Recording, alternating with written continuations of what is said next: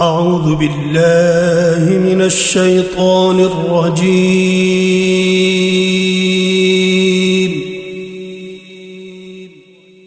بسم الله الرحمن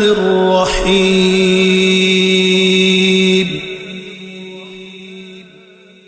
واعلموا أنما غنمتم من شيء فأن لله خمسه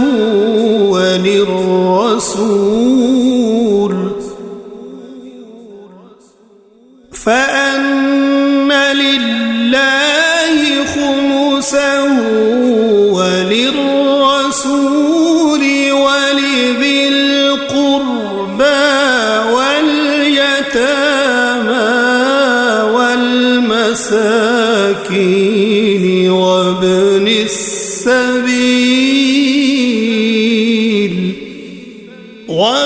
السبيل إن كنتم آمنتم بالله وما أنزلنا على عبدنا يوم الفرقان يوم التقى الجمعان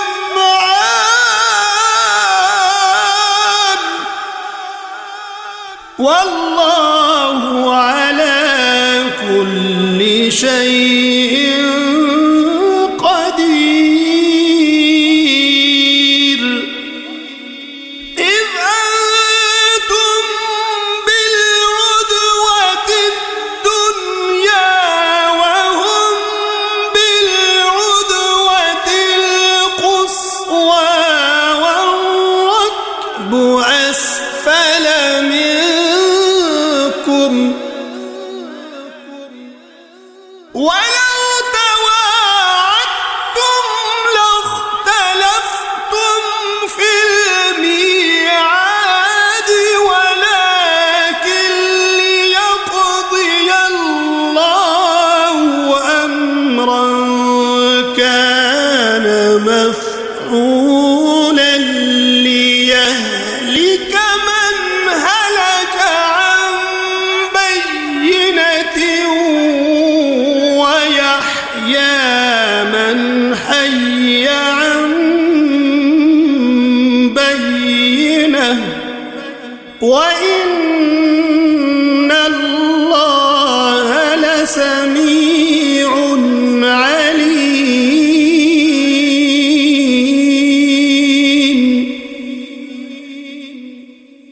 إذ يريكهم الله في منامك قليلا ولو أراكهم كثيرا لفشلتم ولتنازعتم في الأمر ولكن الله سلم إنه عليم بذات الصدور.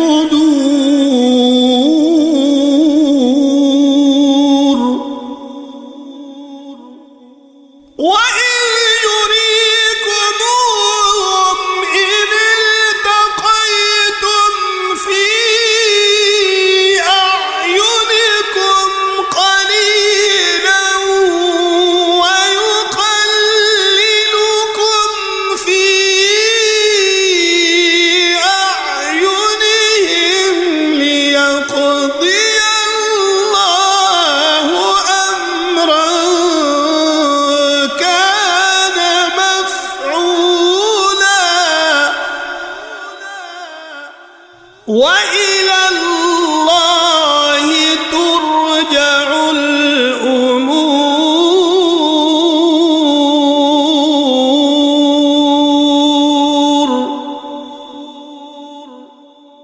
يا أيها الذين آمنوا إذا لقيتم فئة فاثبتوا واذكروا الله كثيرا لعلكم تفلحون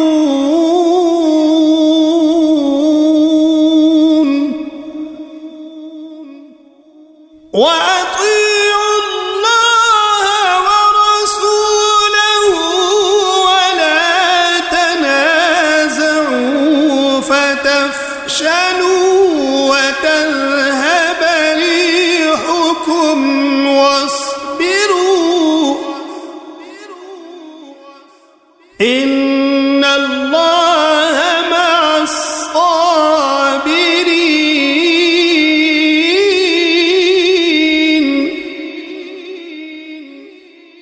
ولا تكونوا كالذين خرجوا من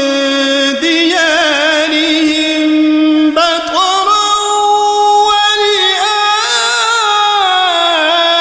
الناس ويصدون عن سبيل الله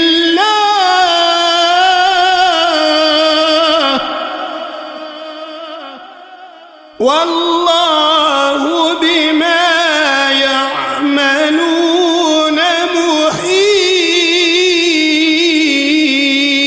محيط وإذ زين لهم الشيطان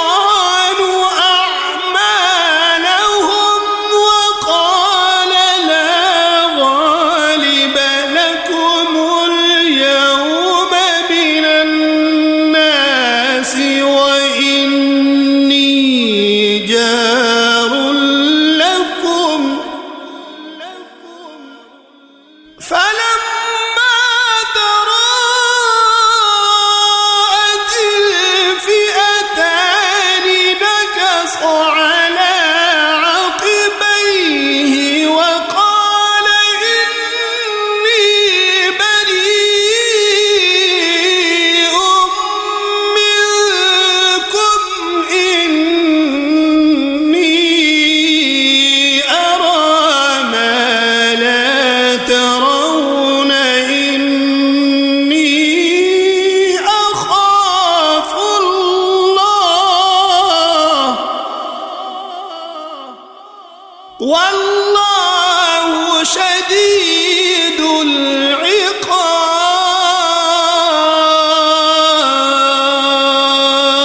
العقاب إذ يقول المنافقون والذين في قلوبهم مرض غر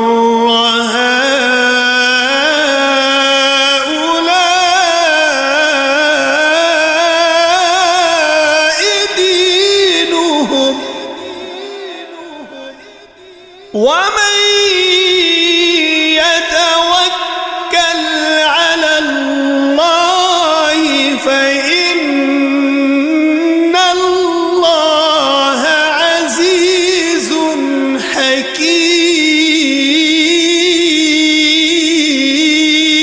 حكيم ولو ترى إذ يتوفى الذين كفروا الملائكة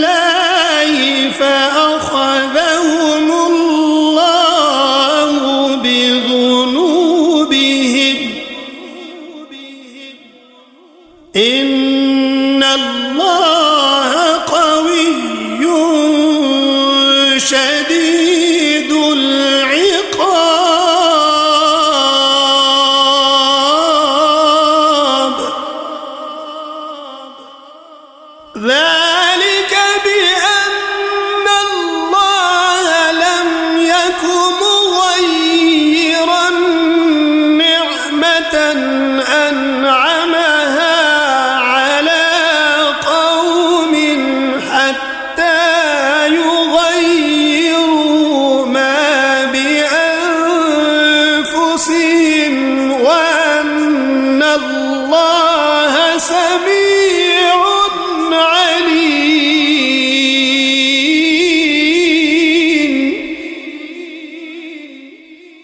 كدأب آل فرعون والذين من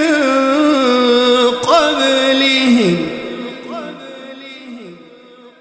كذبوا بآيات ربهم فأهلكناهم بذنوبهم وأغرقنا آل فرعون وكل كانوا ظالمين.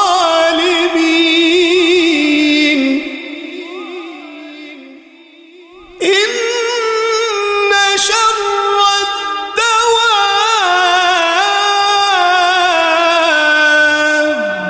عند الله الذين كفروا فهم لا يؤمنون.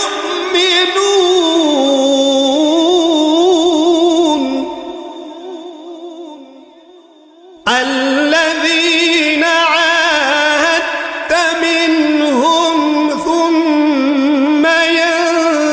ينقضون عهدهم في كل مرة وهم لا يتقون.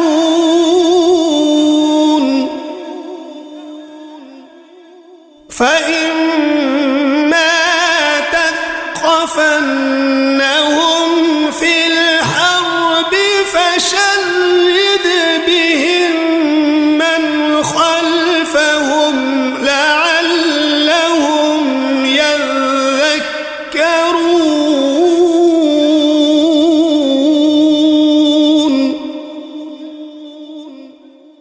وإما تخافن من قوم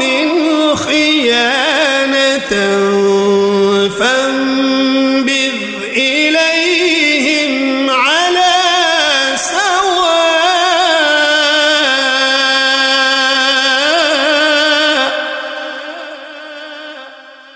إن الله لا يحب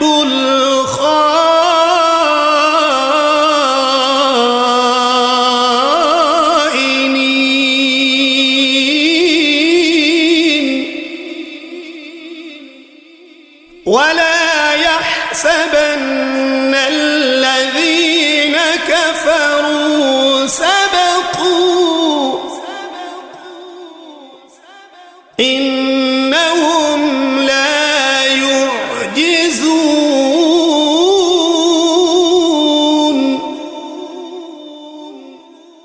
وأعدوا لهم ما استطعتم من قوة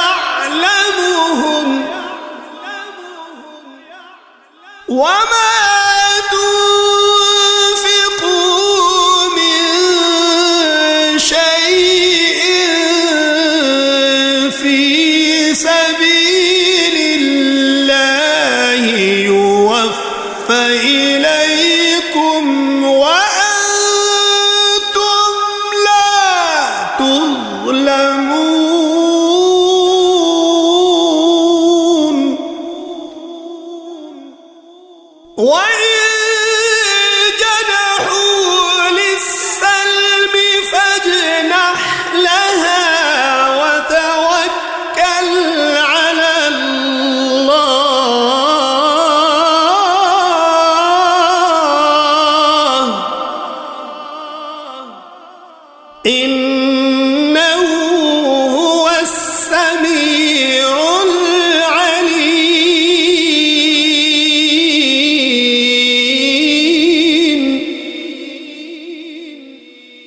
وإن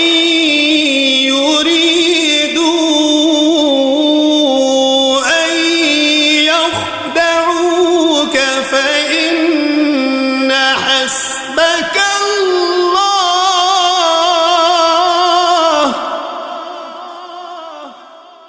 هو الذي أيدك بنصره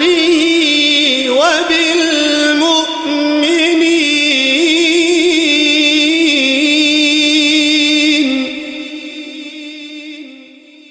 وألف بين قلوبهم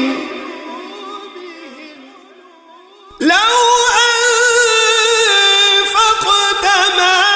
في الأرض جميعا ما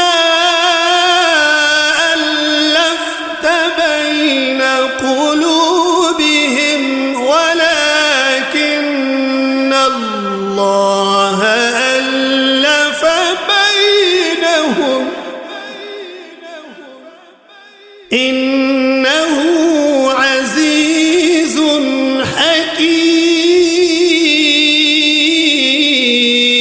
حكيم يا أيها النبي حسبك الله ومن اتبعك من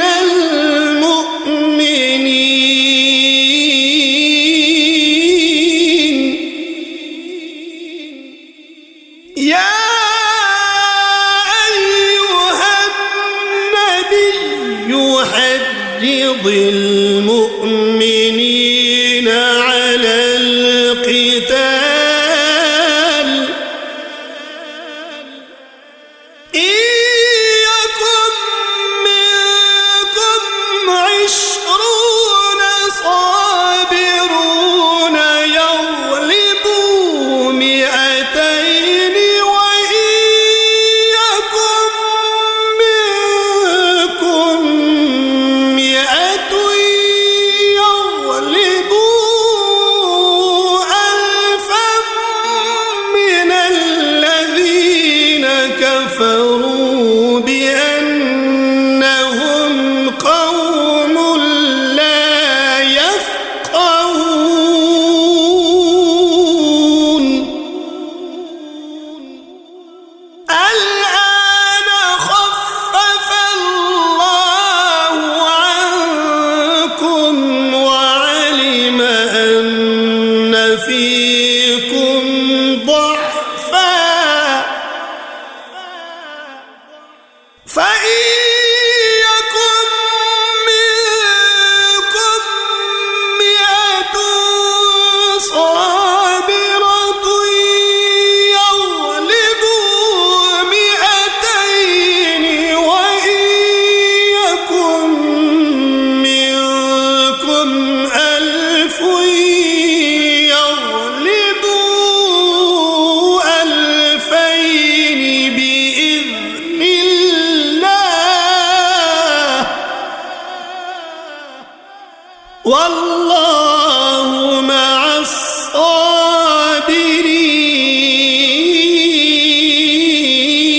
الصابرين ما كان لنبي أن يكون له أسرى حتى يثخن في الأرض تريدون عرض الدنيا والله يريد الآخرة والله عزيز حكيم لولا كتاب من الله سبق لمسكم فيما أخذتم عذاب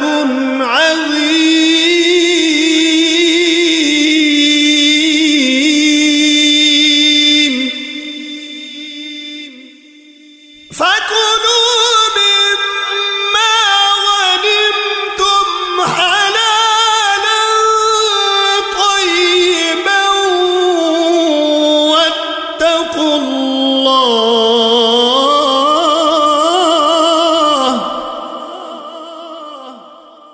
إن الله غفور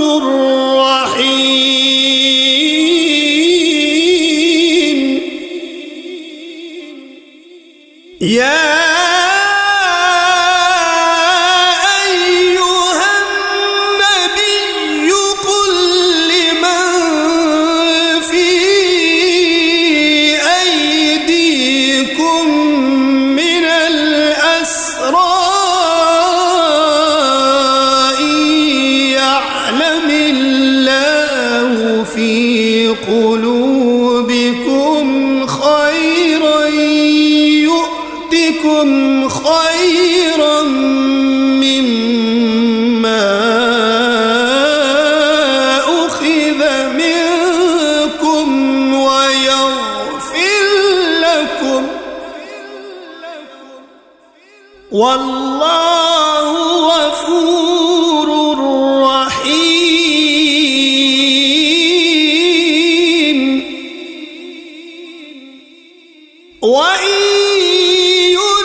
يريدوا خيانتك فقد خانوا الله من قبل فأمكن منهم والله عليم حكيم إن الذين آمنوا وهاجروا وجاهدوا بأموالهم وأنفسهم في سبيل الله والذين آووا ونصروا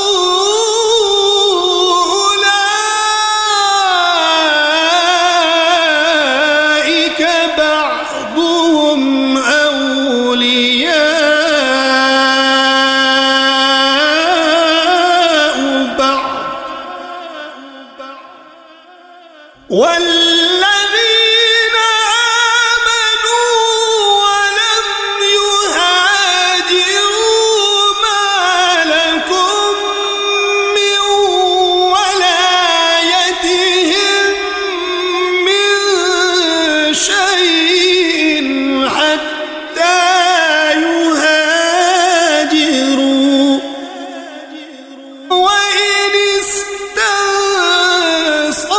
استنصروكم في الدين فعليكم النصر إلا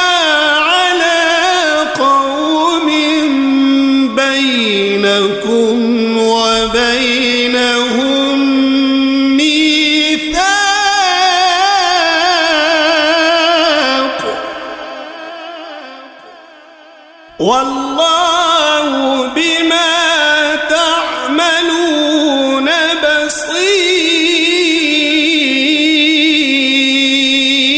بصير والذين كفروا بعضهم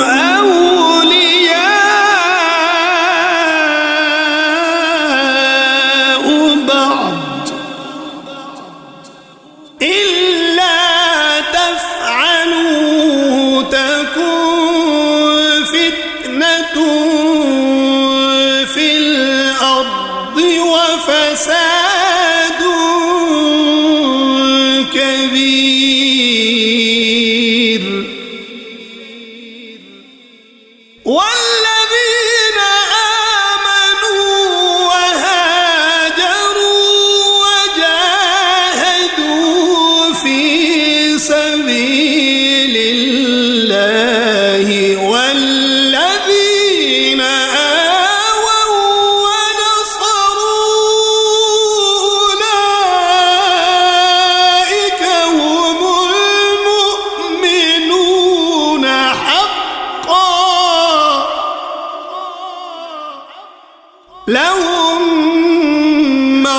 مغفرة ورزق كريم.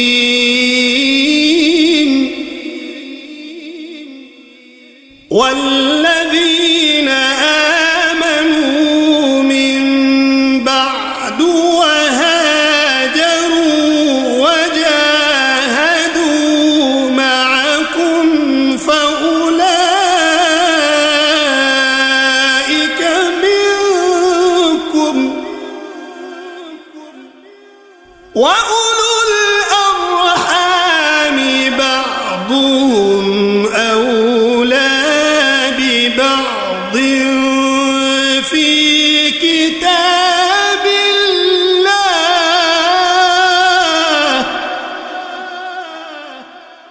إن الله بكل شيء عليم.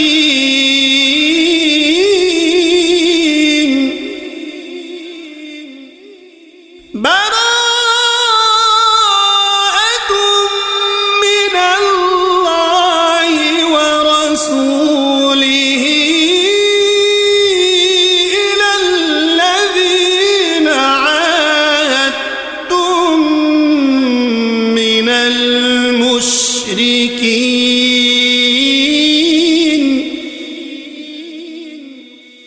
فسيحوا في الأرض 4 أشهر واعلموا أنكم غير معجزي الله وأن الله مخزي الكافرين.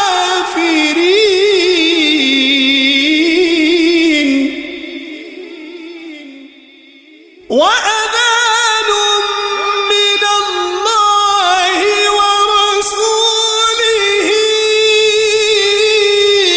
إلى الناس يوم الحج الأكبر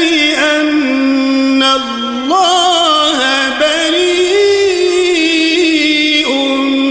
من المشركين ورسوله، فإن تبتم فهو خير لكم، وإن توليتم فاعلموا أنكم غير معجزي الله.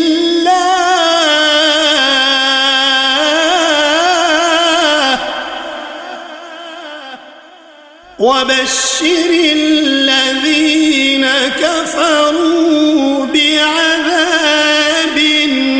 أليم. إلا الذين عاهدتم من المشركين ثم لم ينقصوكم شيئا ولم يظاهروا عليكم أحدا فأتموا إليهم عهدهم إلى مدتهم، إن الله يحب المتقين. فإذا انسلخ الأشهر الحرم فاقتلوا المشركين حيث وجدتموهم وخذوهم واحصروهم واقعدوا لهم كل مرصد. فإن تابوا وأقاموا الصلاة وآتوا الزكاة فخلوا سبيلهم إن الله غفور رحيم وإن أحد من المشركين استجارك فأجره حتى يسمع كلام الله ثم أبلغه مأمنه ذلك بأنهم قوم لا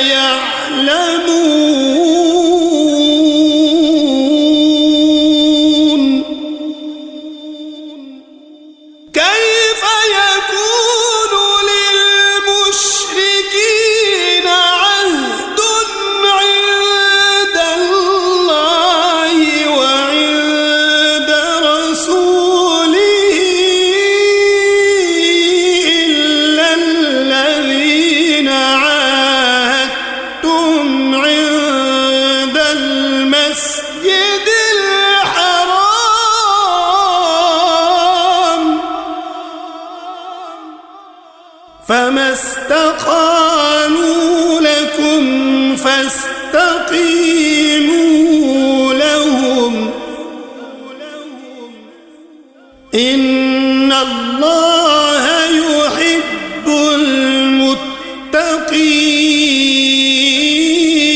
المتقين كيف وإن يظهروا عليكم لا يرقبوا فيكم إلا ولا ذمة يرضونكم بأفواههم وتأبى قلوبهم وأكثرهم فاسقون اشتروا بآيات الله ثمنا قليلا فصدوا عن سبيله إنهم ساء ما كانوا يعملون لا يرقبون في مؤمن إلا ولا ذمة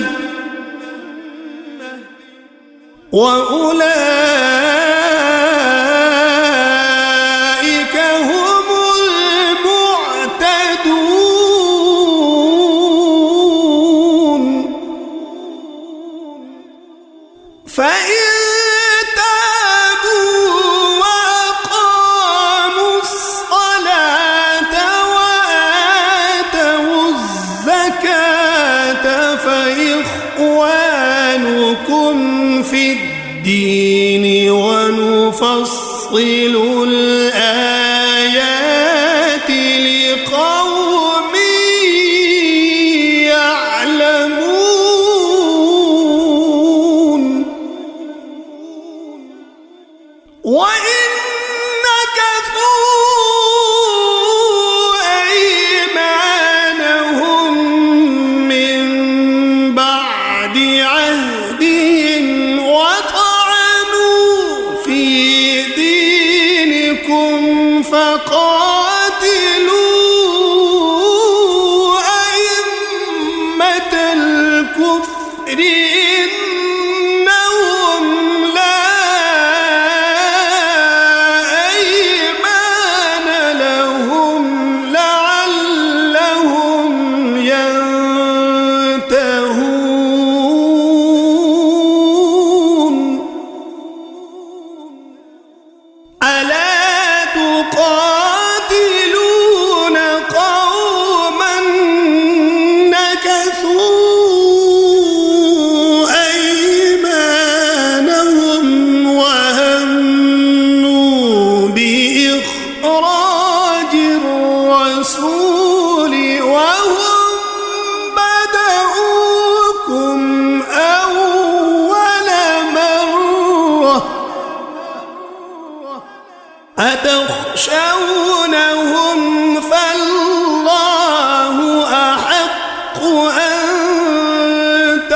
فاخشوه إن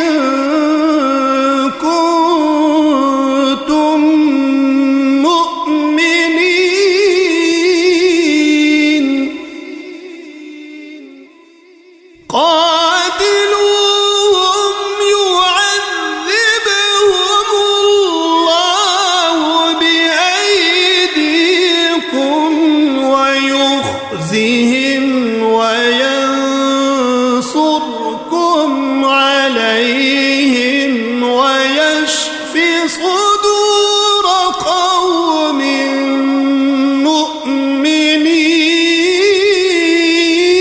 مؤمنين ويذهب غيظ قلوبهم ويتوب الله على من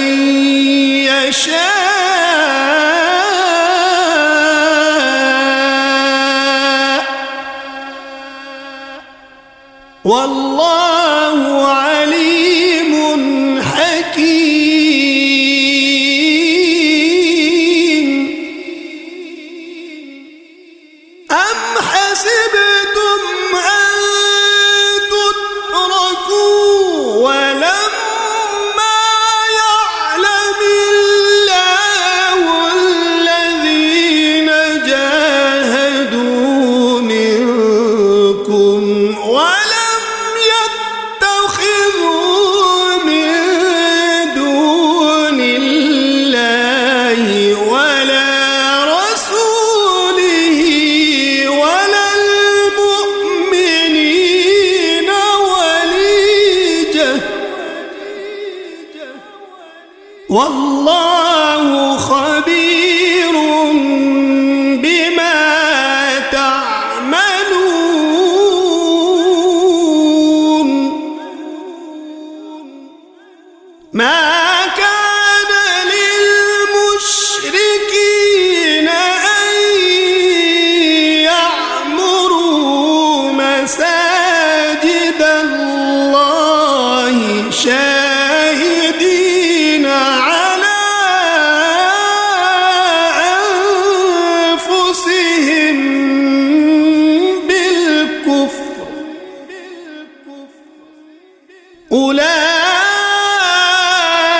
أولئك حبطت أعمالهم وفي النار هم خالدون إنما يعمر مساجد الله من آمن بالله واليوم الآخر وأقام الصلاة وآتى الزكاة ولم يخش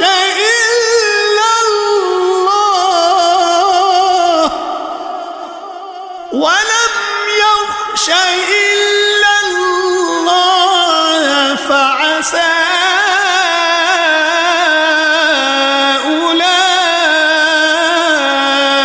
أولئك أن يكونوا من المهتدين أجعلتم سقاية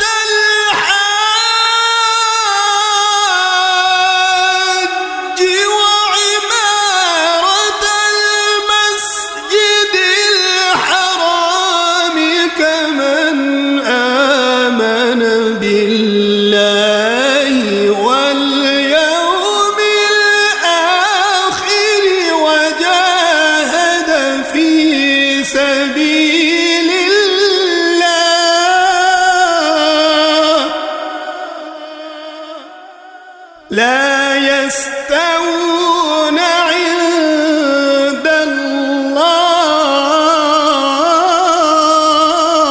الله والله لا يهدي القوم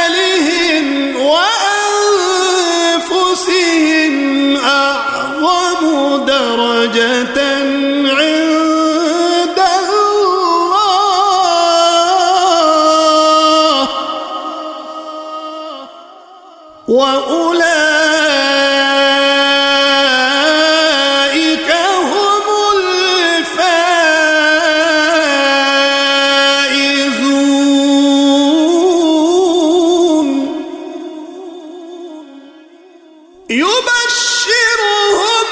ربهم برحمة منه ورضوان وجنات لهم فيها نعيم مقيم خالدين فيها أبدا إن الله عنده أجر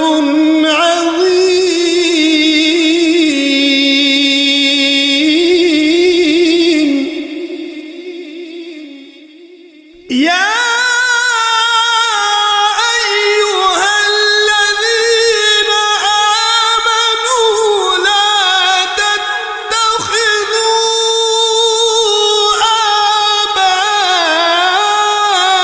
آباءكم وإخوانكم أولياء إن استحبوا الكفر على الإيمان ومن يتولهم منكم فأولئك هم الظالمون قل إن كان آباؤكم وأبناؤكم وإخوانكم وأزواجكم وعشيرتكم وأموال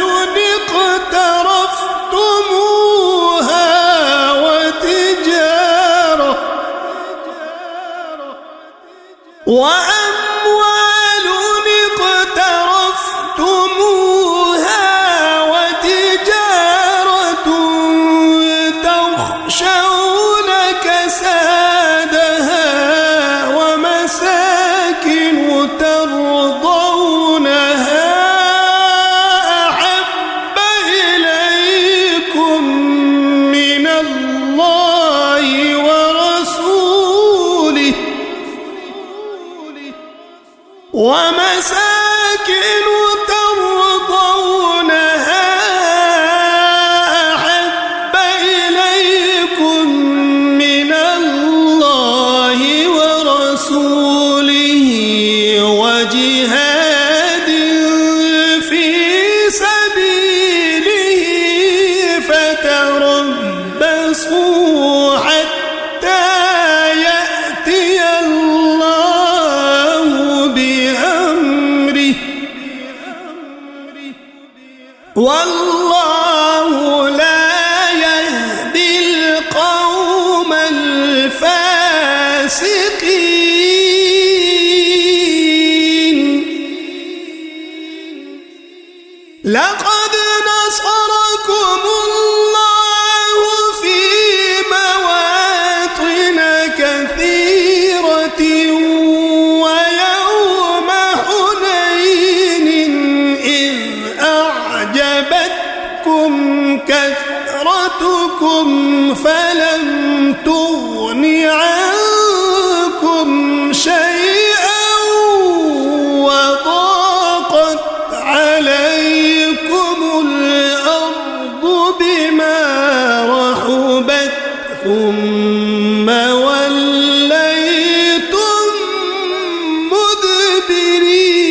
مدبرين ثم أنزل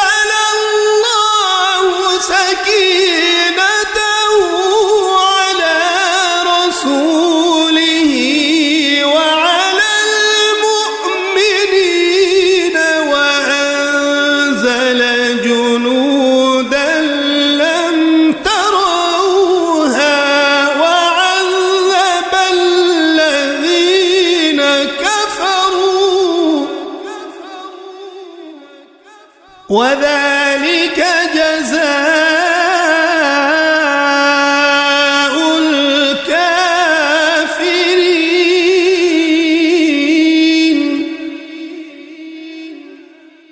ثم يتوب الله من بعد ذلك على من يشاء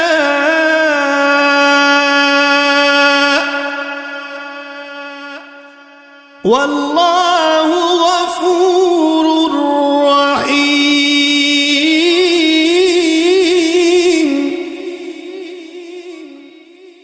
يا أيها الذين آمنوا إنما المشركون نجس فلا يقربوا المسجد الحرام بعد عامهم هذا وإن خفتم عيلة فسوف يغنيكم الله من فضله إن شاء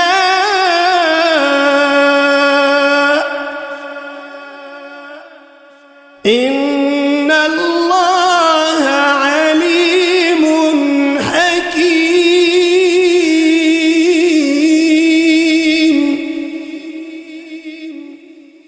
قاتلوا الذين لا يؤمنون بالله ولا باليوم الآخر ولا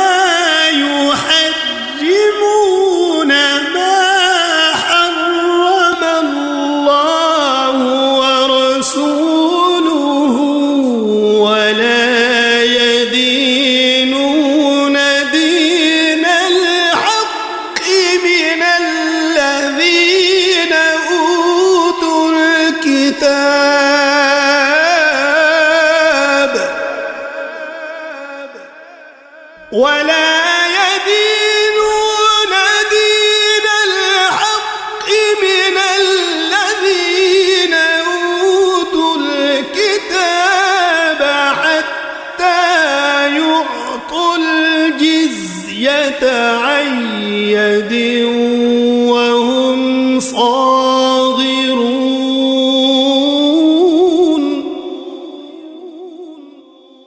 وقالت اليهود عزير ابن الله وقالت النصارى المسيح ابن الله ذلك قولهم بأفواههم يضاهئون قول الذين كفروا من قبل قاتلهم الله أنى يؤفكون.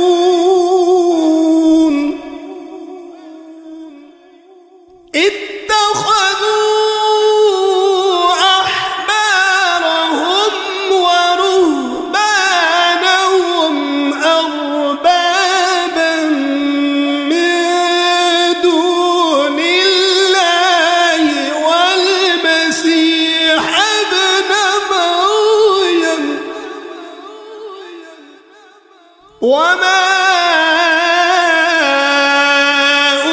أمروا إلا ليعبدوا إلها واحدا لا إله إلا هو سبحانه عما يشركون.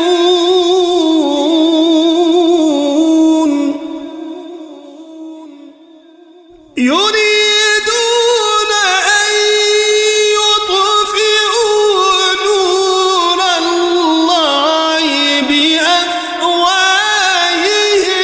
ويأبى الله إلا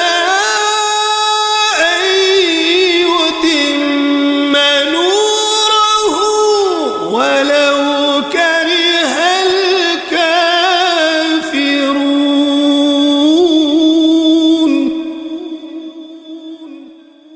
هو الذي أرسل رسوله بالهدى ودين الحق ليظهره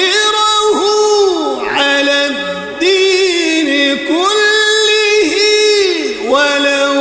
كره المشركون.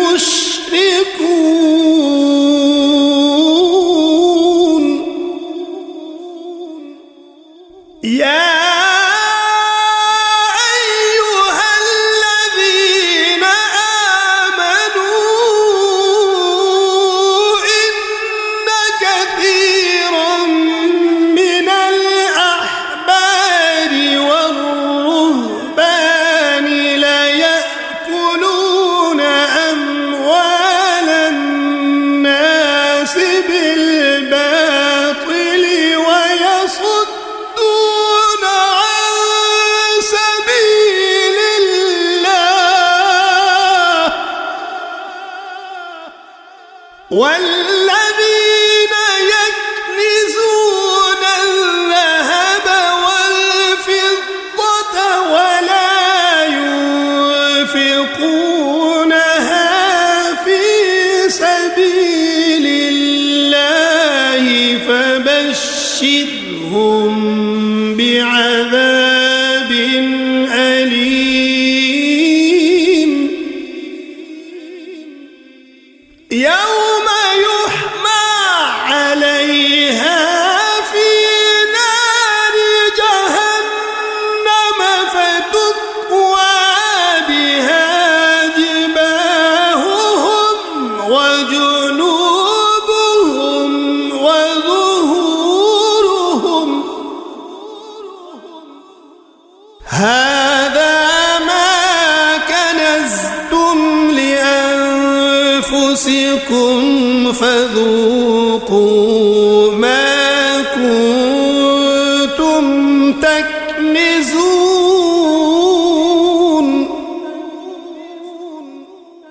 إن عدة الشهور عند الله 12 شهرا في كتاب الله يوم خلق السماوات والأرض منها 4 حرم ذلك الدين القيم فلا تظلموا فيهن أنفسكم وقاتلوا المشركين كافة كما يقاتلونكم كافة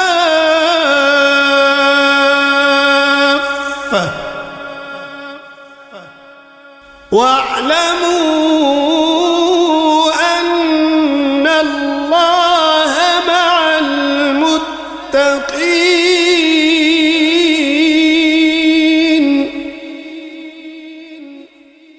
إنما النسيء زيادة في الكفر يضل به الذين كفروا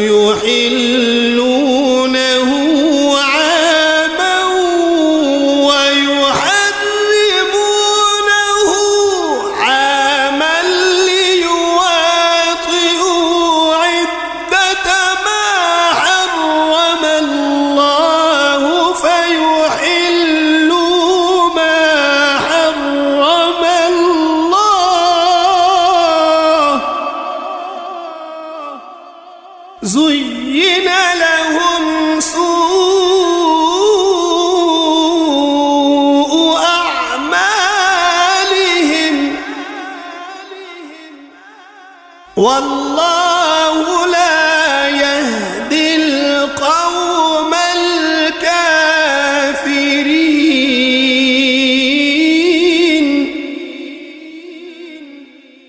يا أيها الذين آمنوا ما لكم إذا قيل لكم انفروا في سبيل الله اثاقلتم إلى الأرض أرضيتم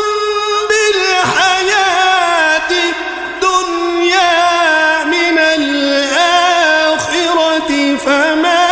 متاع الحياة الدنيا في الآخرة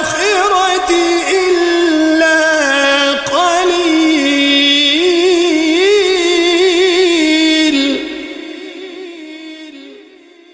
إلا تنفروا يعذبكم عذابا أليما ويستبدل قوما غيركم ولا تضروه شيئا والله على كل شيء قدير. إلا تنصروه فقد نصره الله إذ أخرجه الذين كفروا ثاني اثنين إذ هما في الغار إذ يقول لصاحبه لا تحزن إن الله معنا فأنزل الله سكينته عليه وأيده بجنود لم تروها وجعل كلمة الذين كفروا السفلى وكلمة الله هي العليا والله عزيز حكيم.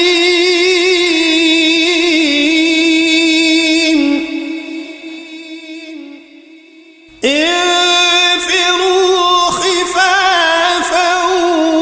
وثقالا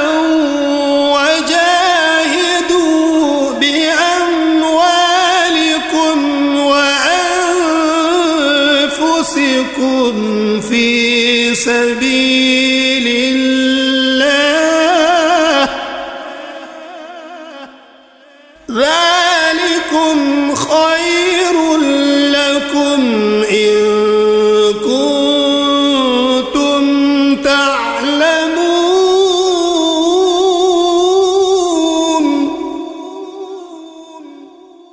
لو كان عرضا قريبا وسفرا قاصدا لاتبعوك ولكن بعدت عليهم الشقة وسيحلفون بالله لو استطعنا لخرجنا معكم يهلكون أنفسهم والله يعلم إنهم لكاذبون.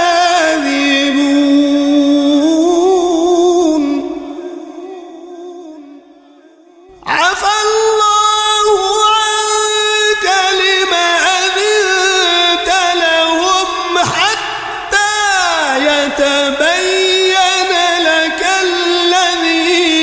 صدقوا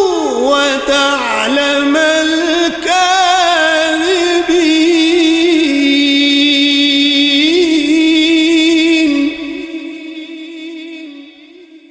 لا يستأذنك الذين يؤمنون بالله واليوم الآخر أن يجاهدوا بأموالهم وأنفسهم،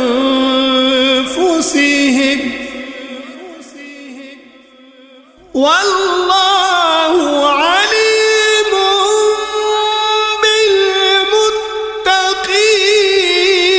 بالمتقين.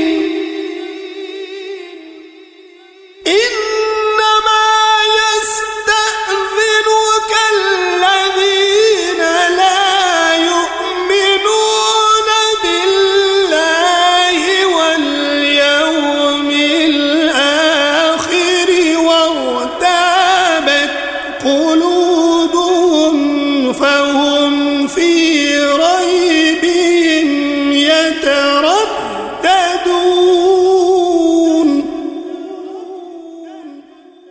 ولو أرادوا الخروج لأعدوا له عدة ولكن كره الله بعاثهم فثبطهم وقيل اقعدوا مع القاعدين.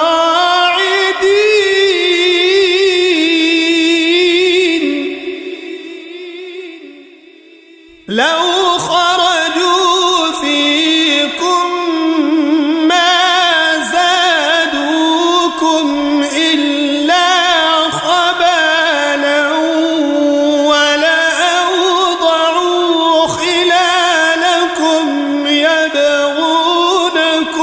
الفتنة وفيكم سماعون لهم، والله عليم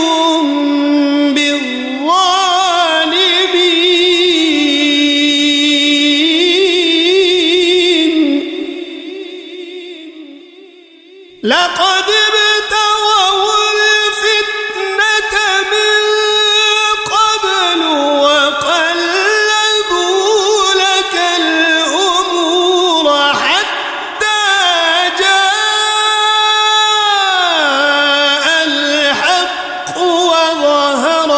أمر الله وهم كارهون.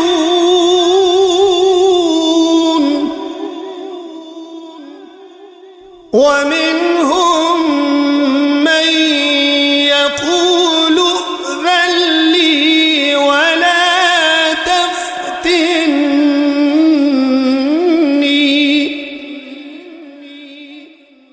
ألا في الفتنة سقطوا وإن جهنم لمحيطة بالكافرين.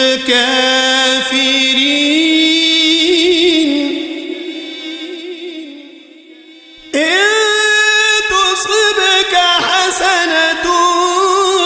تسؤهم وإن تصبك مصيبة يقولوا قد أخذنا أمرنا من قبل ويتولوا وهم فرحون.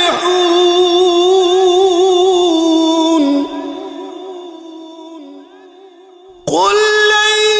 يصيبنا إلا ما كتب الله لنا هو مولانا وعلى الله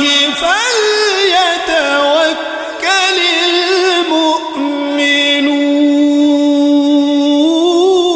المؤمنون. قل هل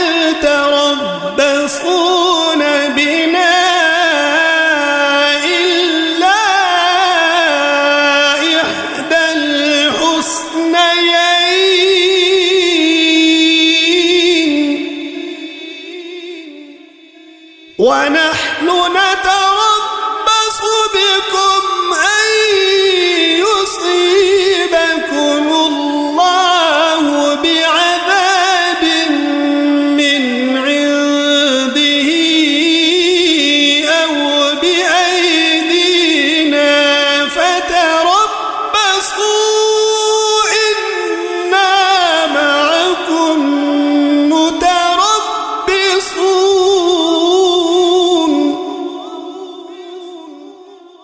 قل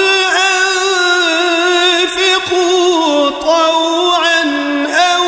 كرها لن يتقبل منكم إنكم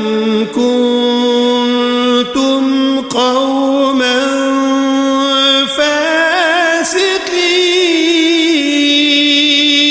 فاسقين وما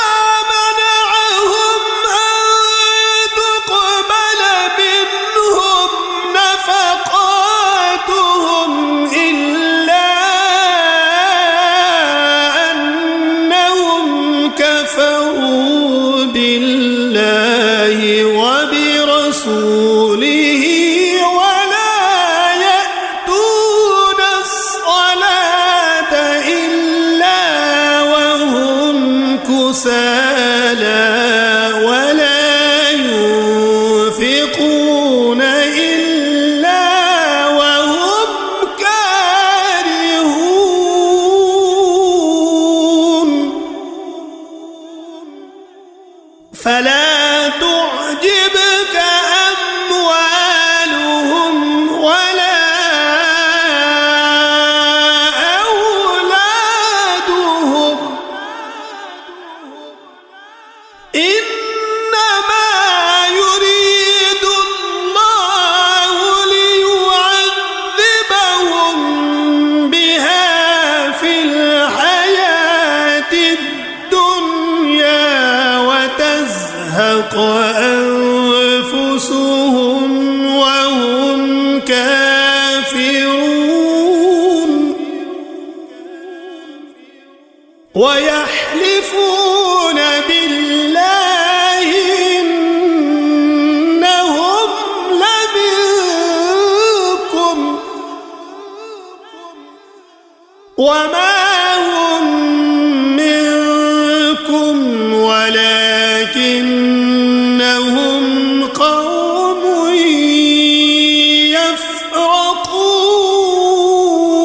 يفرقون لو يجدون ملجأ أو مغارات أو مدخلا لولوا إليه وهم يجمحون ومنهم من يلمزك في الصدقات فإن أعطوا منها ردوا وإن لم يعطوا منها إذا هم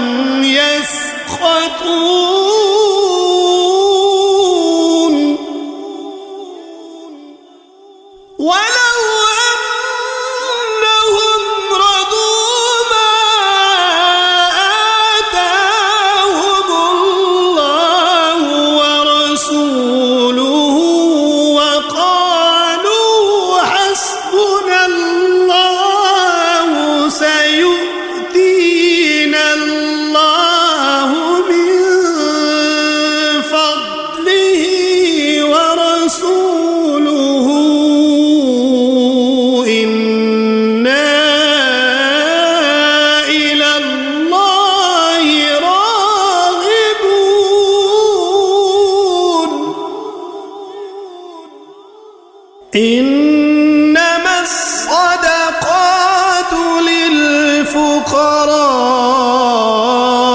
للفقراء والمساكين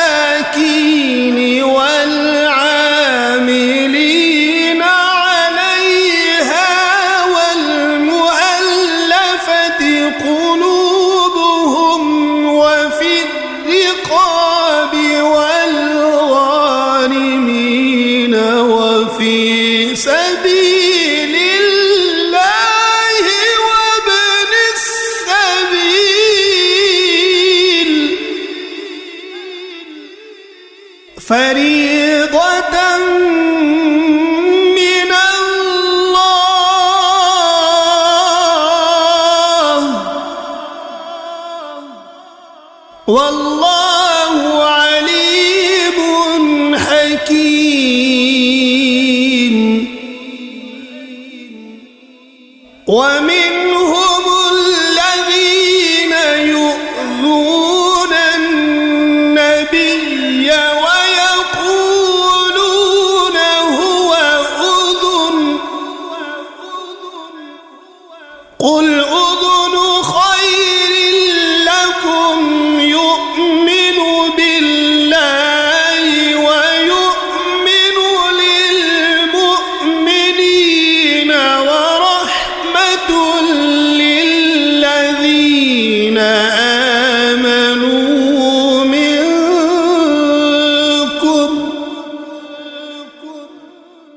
والذين يؤذون رسول الله لهم عذاب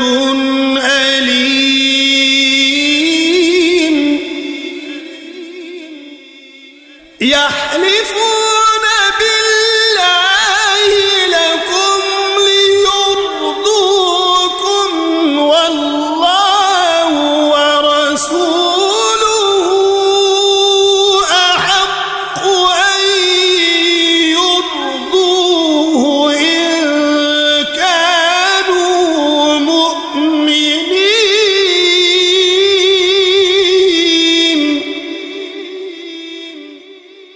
ألم يعلموا أنه من يحادد الله ورسوله فأن له نار جهنم خالدا فيها ذلك الخزي العظيم يحذر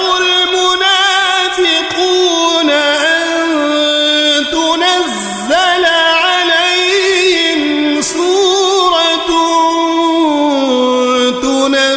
تنبئهم بما في قلوبهم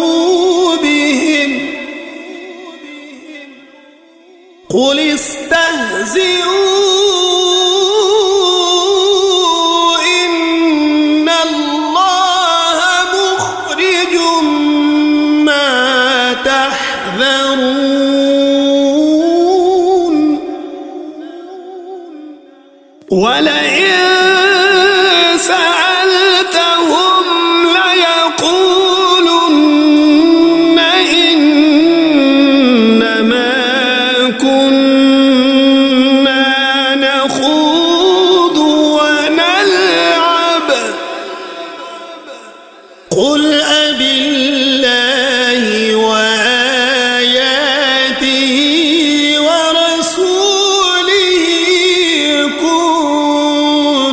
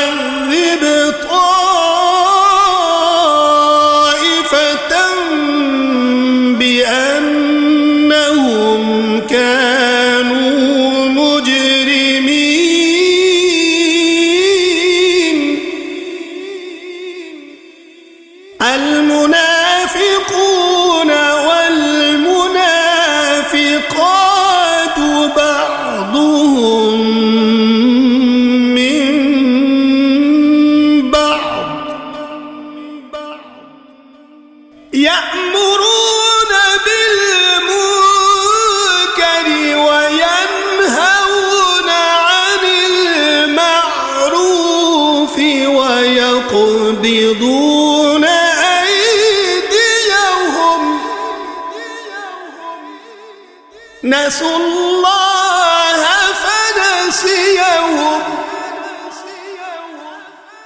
إن المنافقين هم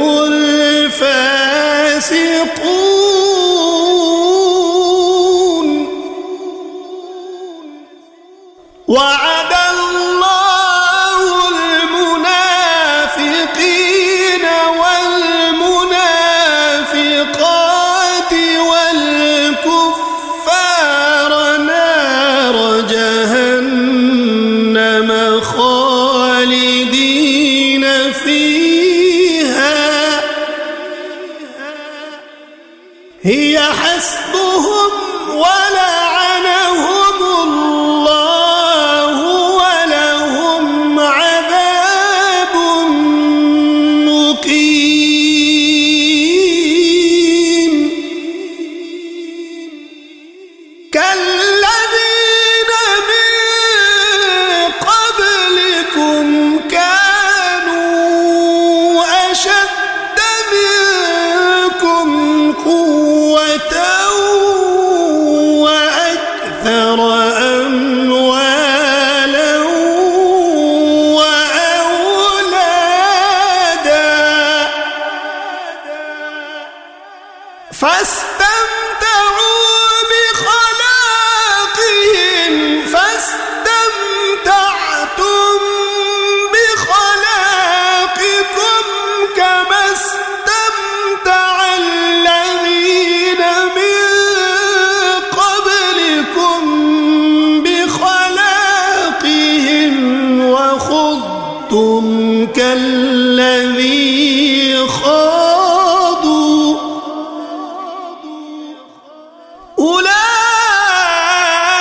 أولئك حبطت أعمالهم في الدنيا والآخرة وأولئك هم الخاسرون ألم يأتهم نبأ الذين من قبلهم قوم نوح وعاد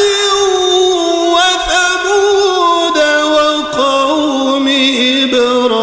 إبراهيم وأصحاب مدين والمؤتفكات أتتهم رسلهم بالبينات فما كان الله ليظلمهم ولكن كانوا أنفسهم يظلمون والمؤمنون والمؤمنات بعضهم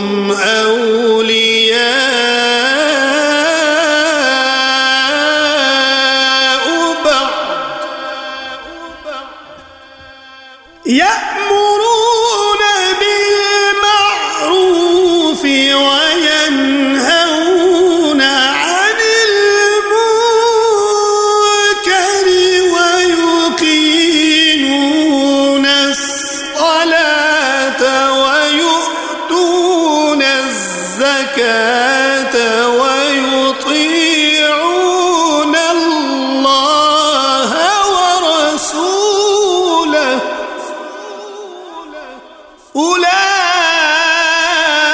أولئك سيرحمهم الله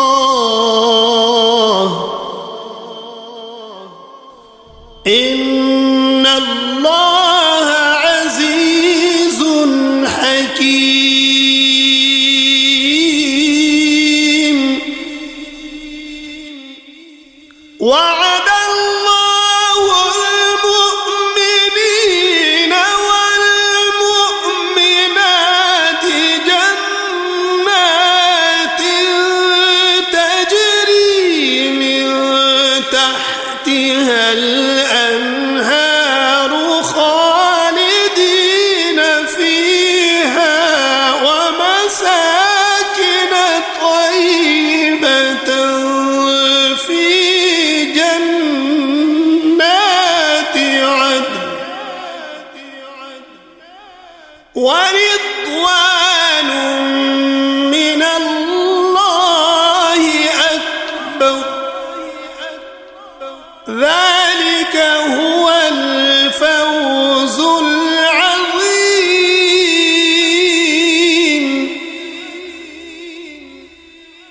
يا أيها النبي جاهد الكفار والمنافقين واغلظ عليهم ومأواهم جهنم وبئس المصير يحلفون بالله ما قالوا ولقد قالوا كلمة الكفر وكفروا بعد إسلامهم وهموا بما لم ينالوا وما نقموا إلا أن أغناهم الله ورسوله من فضله فإن يتوبوا يك خيرا لهم وإن يتولوا يعذبهم الله عذابا أليما في الدنيا والآخرة وما لهم في الأرض من ولي ولا نصير ومنهم من عاهد الله لئن آتانا من فضله لنصدقن ولنكونن من الصالحين فلما آتاهم من فضله بخلوا به وتولوا وهم معرضون فأعقبهم نفاقا في قلوبهم إلى يوم يلقونه بما أخلفوا الله ما وعدوه وبما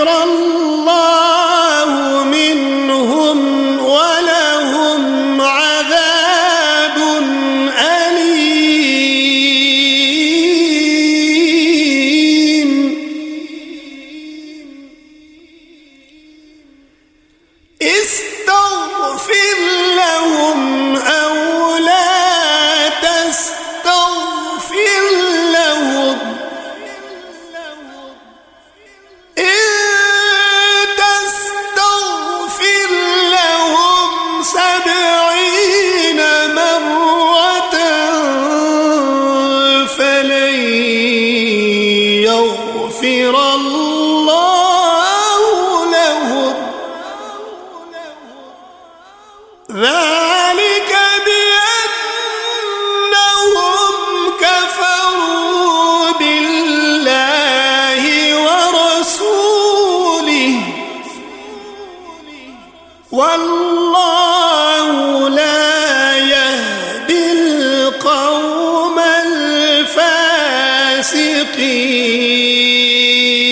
الفاسقين فرح المخلفون بمقعدهم خلاف رسول الله وكرهوا أن يجاهدوا بأموالهم وأنفسهم في سبيل الله وقالوا لا تنفروا في الحر قل نار جهنم أشد حرا لو كانوا يفقهون فليضحكوا قليلا وليبكوا كثيرا جزاء بما كانوا يكسبون فإن رجعك الله إلى طائفة منهم فاستأذنوك للخروج فقل لن تخرجوا معي أبدا ولن تقاتلوا معي عدوا إنكم رضيتم بالقعود أول مرة فاقعدوا مع الخالفين ولا تصل على أحد منهم مات أبدا ولا تقم على قبره إنهم كفروا بالله ورسوله وماتوا وهم فاسقون ولا تعجبك أموالهم وأولادهم إنما يريد الله أن يعذبهم بها في الدنيا وتزهق أنفسهم وهم كافرون وإذا أنزلت سورة أن آمنوا بالله وجاهدوا مع رسوله استأذنك أولو الطول منهم وقالوا ذرنا نكن مع القاعدين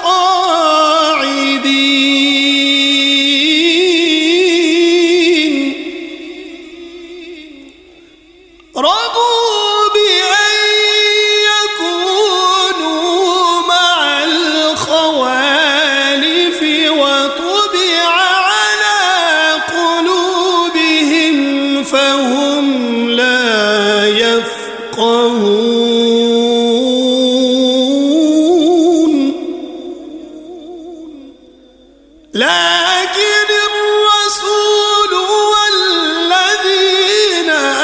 آمنوا معه جاهدوا بأموالهم وأنفسهم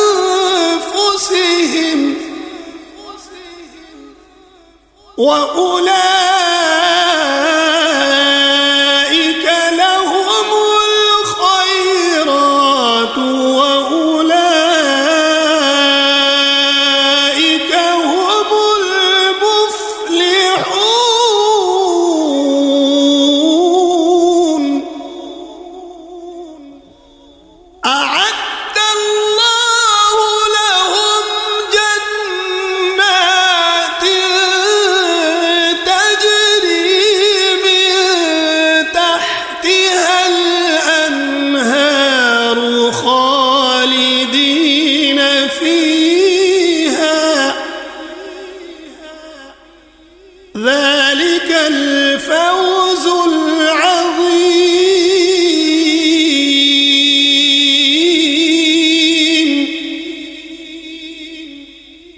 وجاء المعذرون من الأعراب ليؤذن لهم وقعد الذين كذبوا الله ورسوله، سيصيب الذين كفروا منهم عذاب أليم.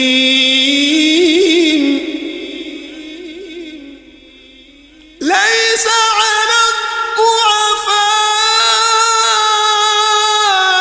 ولا على المرضى ولا على الذين لا يجدون ما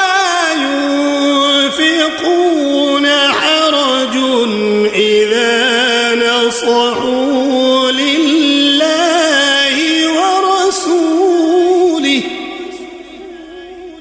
ما على المحسنين من سبيل، والله غفور رحيم.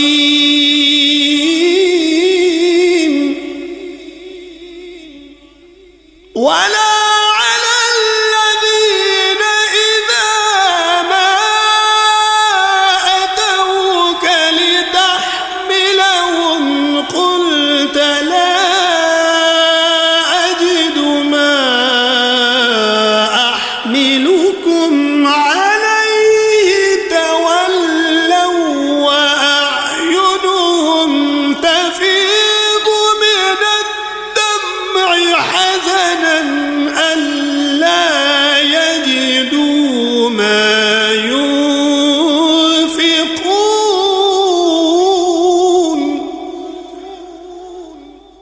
إنما السبيل على الذين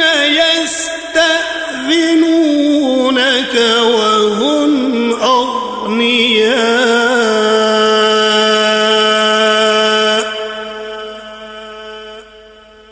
رضوا بأن يكونوا مع الخوالف وطبع الله على قلوبهم فهم لا يعلمون. صدق الله